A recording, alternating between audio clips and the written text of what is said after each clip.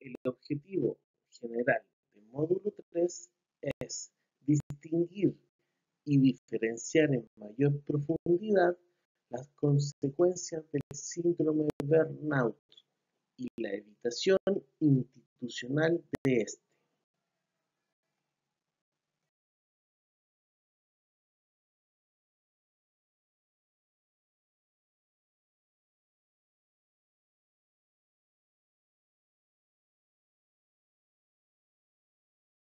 Los objetivos específicos que buscaremos en este módulo son distinguir efectos transversales del síndrome burnout en el trabajador contextualizado en una organización laboral. Segundo, establecer un diagnóstico diferencial entre burnout y otros padecimientos similares en su magnitud. Y por último, fomentar la resiliencia laboral como estrategia significativa de contención de estrés y burnout.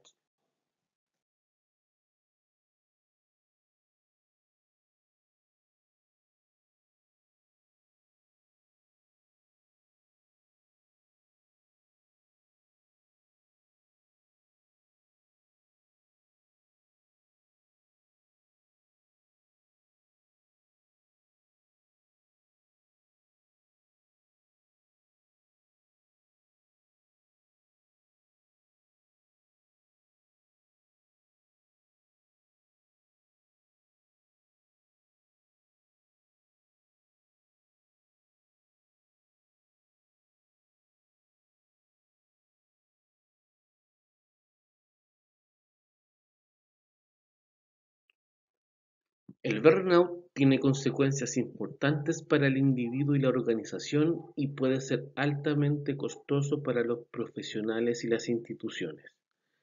Cuando no se sabe de la existencia ni las características del burnout, las jefaturas de las personas pueden caer en el error de identificar el síndrome con sus consecuencias finales y no saber reconocer indicadores individuales y organizacionales.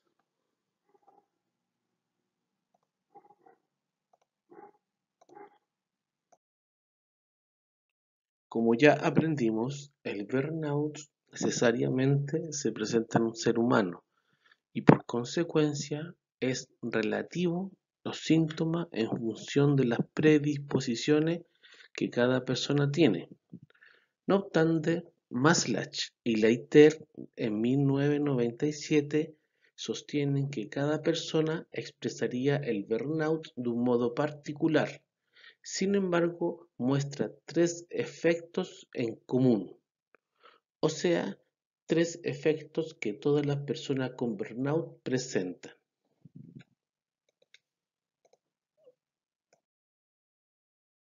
La erosión del compromiso.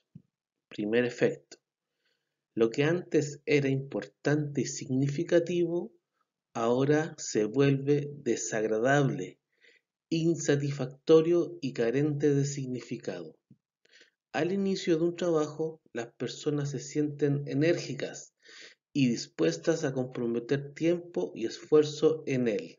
En general, tienen muy buenos resultados en sus evaluaciones de desempeño, es decir, comienzan sin síntomas de burnout.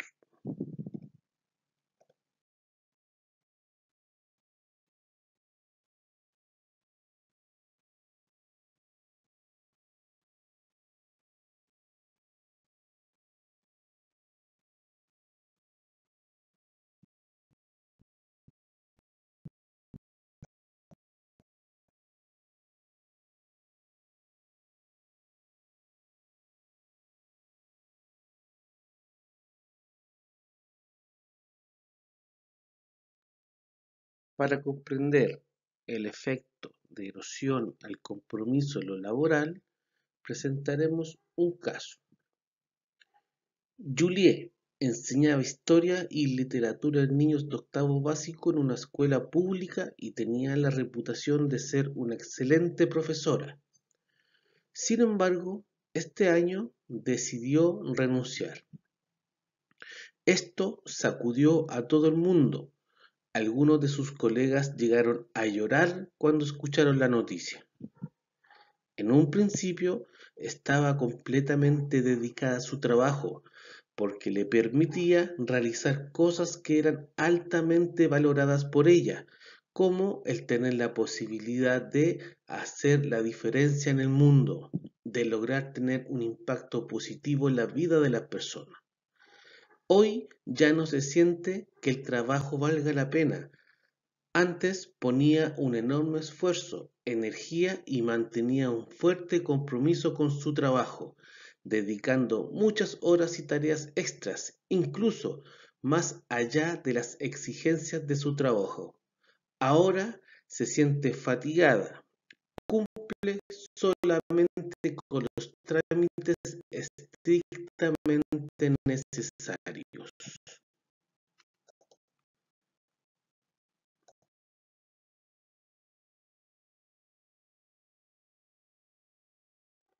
Según los autores, energía, eficacia y compromiso son la cara opuesta del burnout.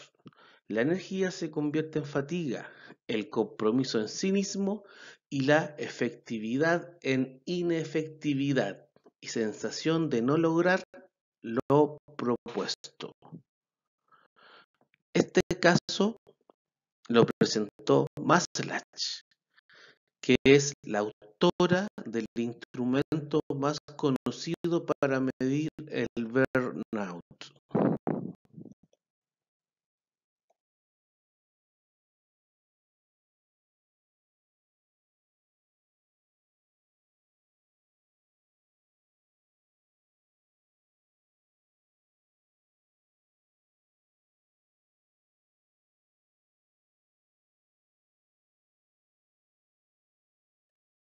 Maslach y Leiter afirman que los sentimientos positivos de entusiasmo, dedicación, seguridad y goce en el trabajo se convierte en enojo, ansiedad y depresión ante un cuadro de burnout. La erosión de las emociones se manifiesta como frustración y enojo, ya que no se logran alcanzar las metas personales y las profesionales.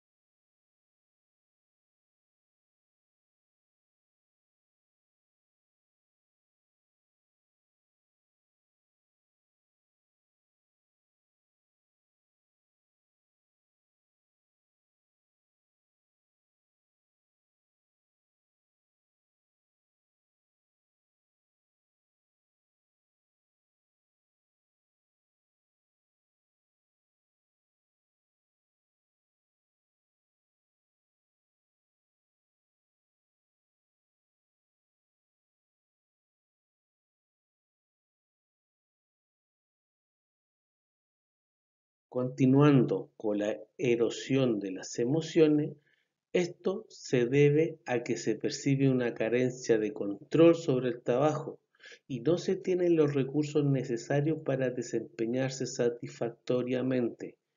El enojo también se experimenta ante el trato percibido como injusto y, según los autores, los sentimientos de enojo facilitan la rigidación de las personas y de su estilo para realizar las tareas.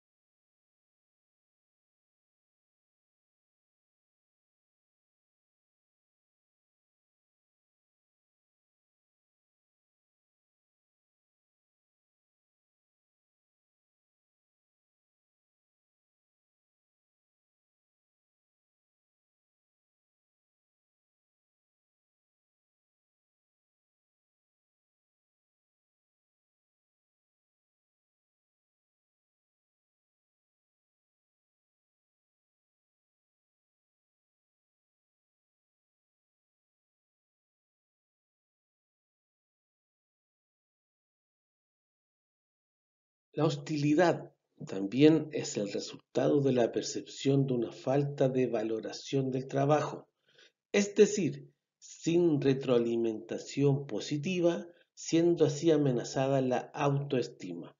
Es preciso que acá, por otra parte, cuando las personas expresan estas reacciones emocionales negativas, se deterioran las relaciones sociales al interior del trabajo. Las conversaciones se cargan con hostilidad e irritación, por lo que pueden reducirse solamente a temas operativos de trabajo y no a una interacción genuina de cualquier ser humano o sociedad. La erosión de las emociones en el ámbito laboral también se puede percibir en el trabajo en equipo, el cual se desintegra, ya que la hostilidad lleva a que los miembros se distancien y tiendan a evitar en especial a aquellas personas que sufren del burnout. Este aislamiento también evita que las personas busquen apoyo emocional en otros, comenzando así una espiral descendente que lleva a las fases finales del burnout.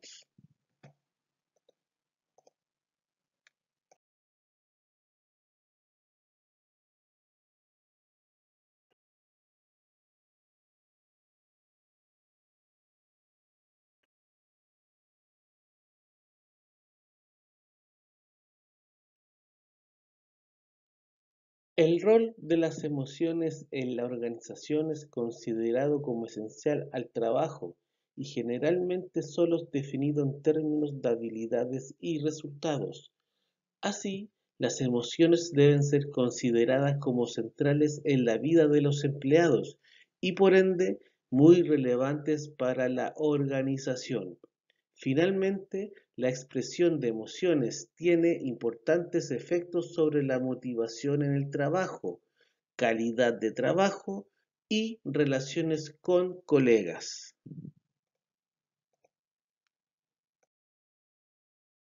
Continuando con los efectos transversales y comunes a todas las personas que presentan burnout, para Maslach y Leiter los problemas de desajuste entre lo que la persona espera y las expectativas del trabajo son un signo de que los trabajadores padecen burnout. Esto sería producto de un clima laboral hostil entre los compañeros de trabajo, lo que generalmente es atribuido a problemas personales y corresponden a personas que son etiquetadas como irracionales, por lo que el burnout es visiblemente padecido por la persona, tendiéndose a responsabilizar a los individuos más que a la propia organización. Debido a este desajuste, por lo general se despide al empleado.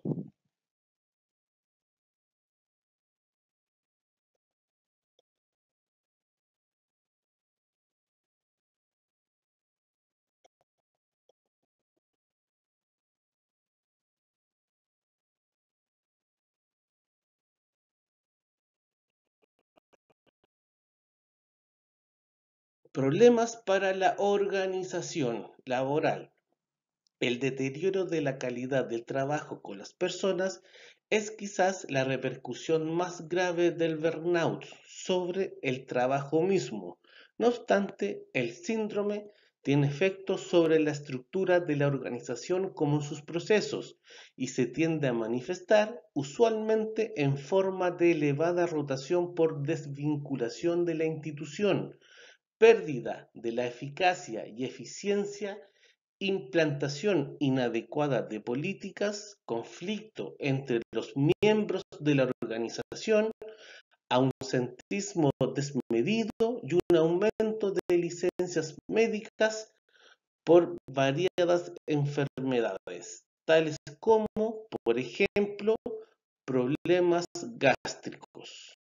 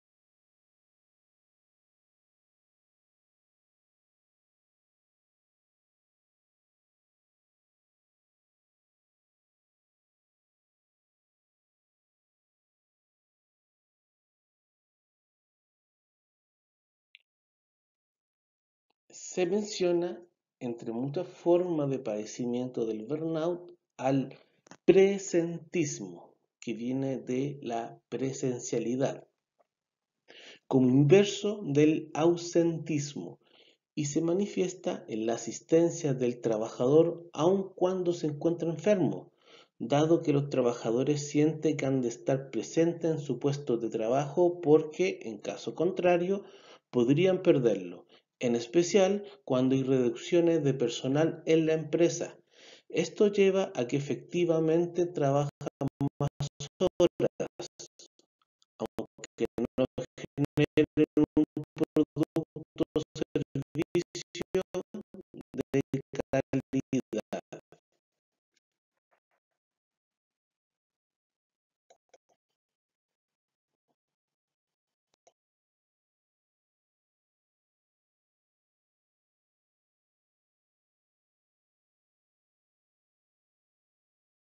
Otra consecuencia importante a considerar es que se ha observado que el burnout puede contagiarse a través de mecanismos de modelado o aprendizaje por observación durante los procesos de socialización laboral, por lo que puede constituirse en una verdadera epidemia que finalmente pueda hacer peligrar la existencia de la organización.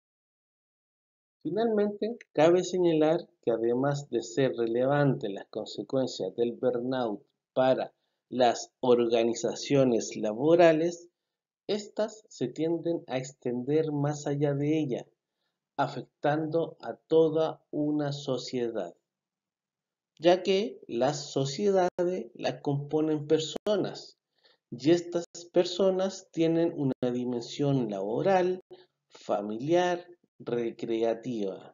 En consecuencia, somos seres integrados.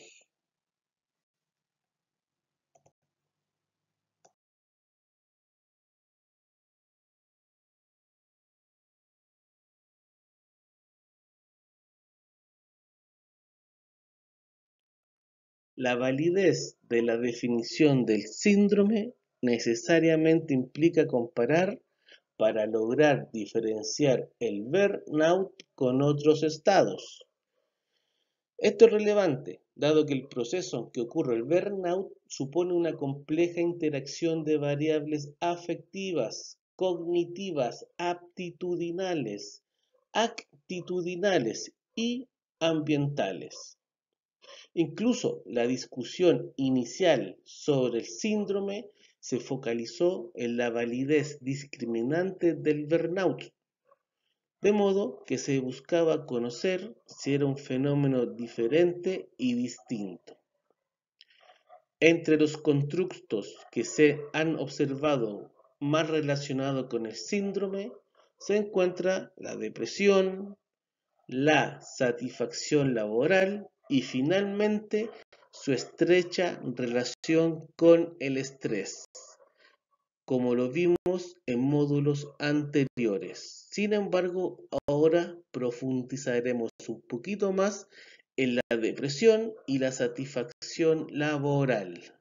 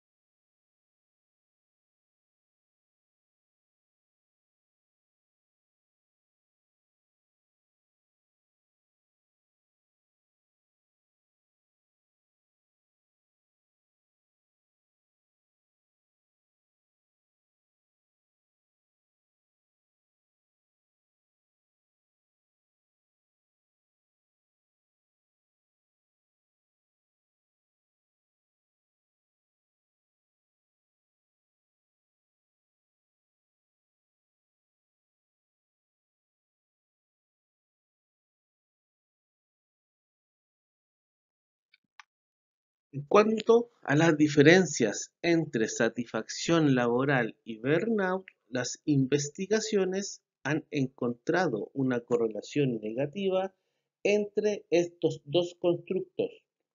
Esto indica que no son idénticos, pero sí que están claramente ligados.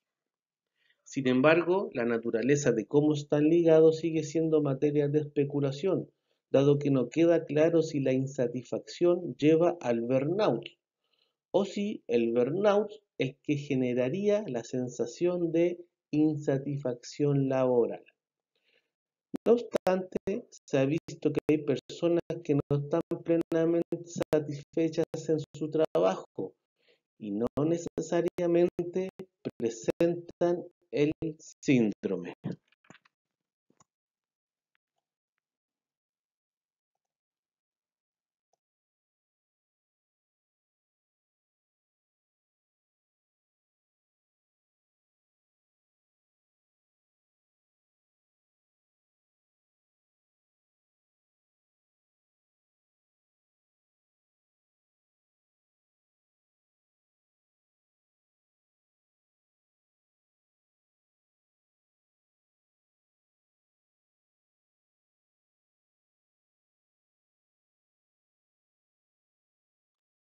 La depresión presenta algunos síntomas que también los manifiesta personas que sufren burnout, por lo que el autor Bernstein en 1999 considera al burnout como una depresión relacionada con el trabajo.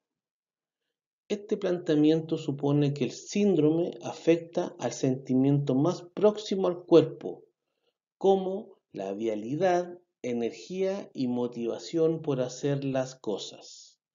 También se acompaña de agresividad y rabia y termina alejando a las personas que lo rodean, igual que sucede como los estados depresivos.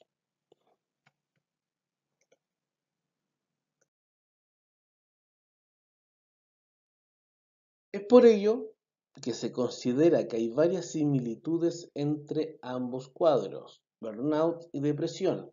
Sin embargo, la investigación ha establecido que el burnout es un problema específico al contexto de trabajo y relacionado exclusivamente con causas relacionadas con el entorno laboral, en contraste con la depresión, a pesar de tener indicadores relativamente parecidos.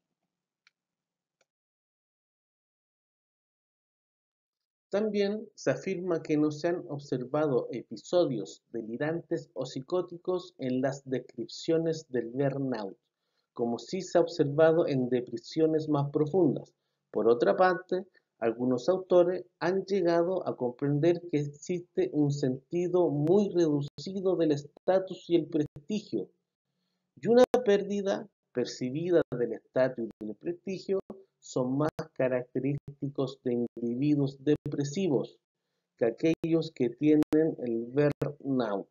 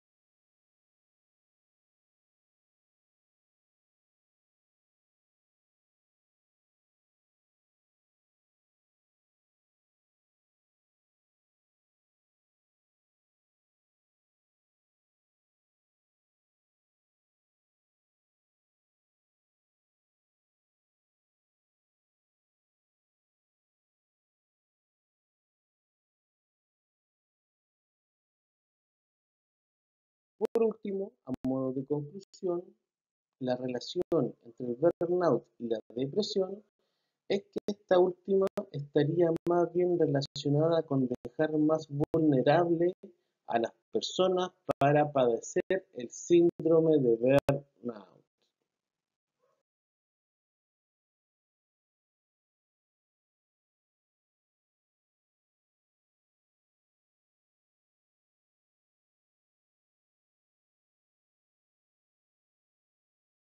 Fomento de la resiliencia laboral como mecanismo preventivo de burnout y otros padecimientos organizacionales. Una organización tiene resiliencia cuando posee la capacidad de resistir a la incertidumbre, a las crisis, a los cambios y situaciones conflictivas y de aprender de estas experiencias aprovechándolas como camino hacia el progreso y no solo como mecanismo de supervivencia.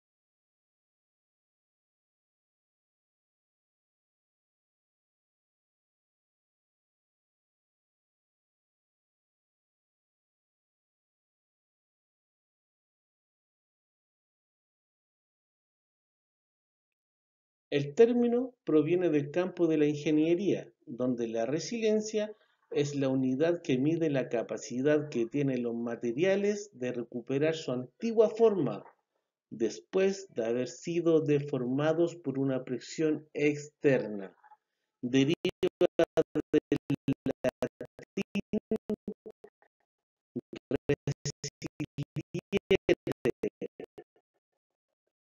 que significa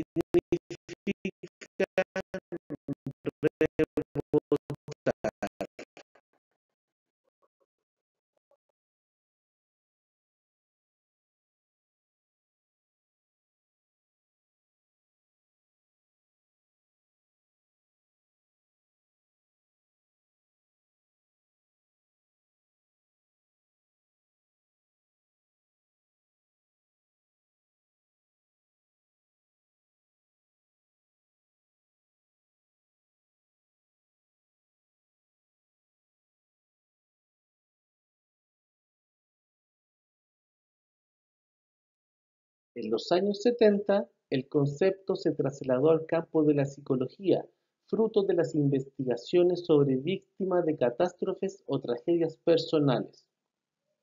En esta nueva acepción, la resiliencia pasó a significar la capacidad del individuo para afrontar con éxito una situación desfavorable, de riesgo o amenazadora, y para recuperarse, adaptarse y desarrollarse positivamente ante las circunstancias adversas.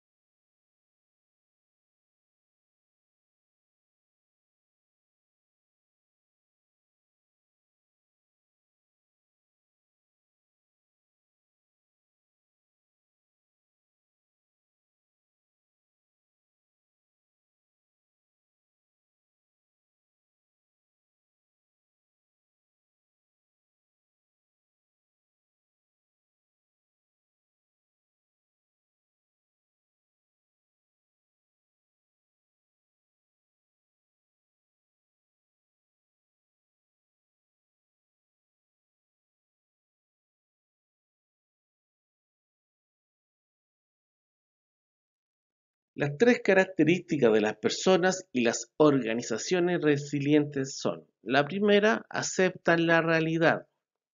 Existe la falsa creencia de que es la gente optimista la que supera las dificultades. En realidad, el optimismo sistemático solo conduce a continuos choques de realidad. Las organizaciones y personas resilientes son las que saben ver la realidad tal y como es, a menudo en toda su crudeza.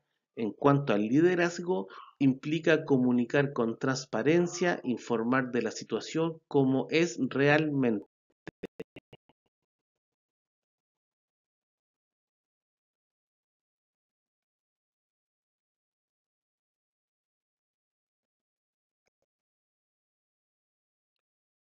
Encuentran sentido. Saber extraer lecciones existenciales de las situaciones más comprometidas. Es importante que la organización cuente con un sistema de valores sólido.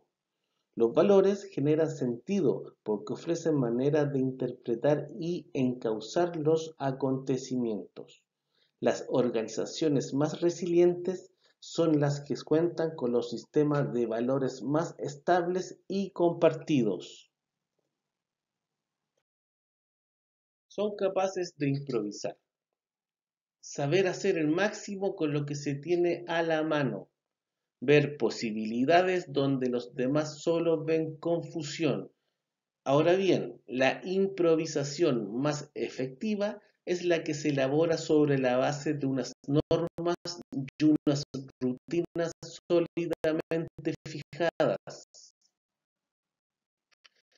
Es también tener conocimiento sobre el trabajo.